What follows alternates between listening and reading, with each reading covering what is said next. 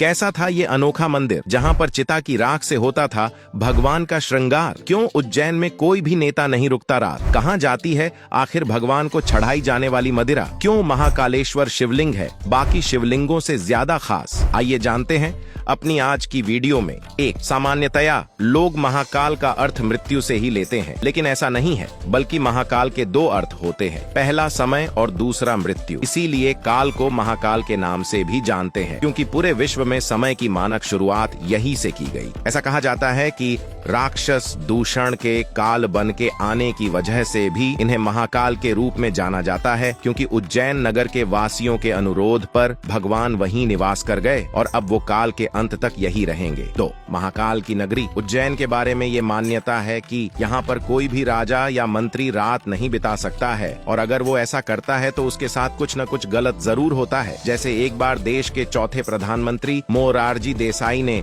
उज्जैन में महाकाल के दर्शन और पूजा अर्चना करने के बाद यहाँ पर जैसे ही रात बिताई, अगले दिन उनकी सरकार गिर गई। ठीक ऐसा ही कर्नाटक के मुख्यमंत्री BS येदियुरप्पा ने जब यहाँ पर रात बिताई थी तो उसके कुछ दिन बाद ही उन्हें अपने पद से इस्तीफा देना पड़ा था। 3, ऐसी मान्यता है कि शुरुआत में यहाँ पर भस्म आरती शमशान की ताजी चिता की राख से की जाती थी, लेकिन एक बार जब मंदिर में आरती करने के लिए कोई ताजी चिता की राख नहीं मिली, तब मंदिर के पुजारी ने अपने ही बालक की बलि देकर उसकी ताजी राख से भगवान की आरती की, जिससे महाकाल अत्यंत प्रसन्न हुए और कहा कि आज से मेरी आरती कपिला गाय के गोबर से बने कंडों से की जाएगी, और इतना कहकर पुजारी के बेटे को जीवनदान देकर भगवान अदृश्य हो गए। 4, वर्तमान का महाकालेश्वर ज्योतिर्लिंग कुल 3 खंडों में बटा हुआ है, जिसमें निचले खंड में महाकालेश्वर, मध्य में ओमकालेश्वर और ऊपरी खंड में श्री नागचंद्रेश्वर का मंदिर स्थित है।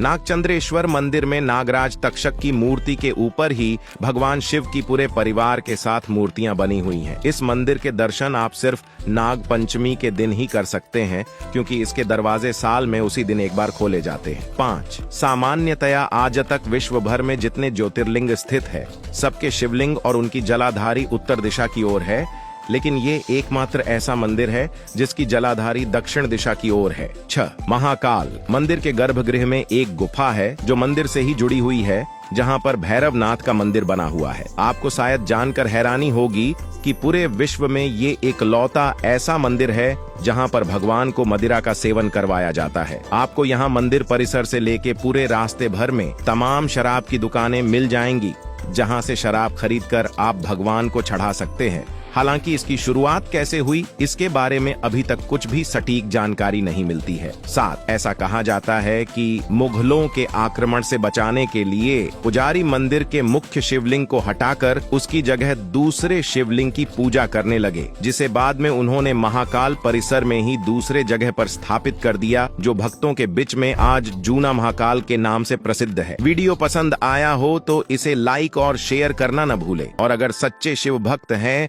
तो कमेंट में जय महाकाल लिखना न भूले।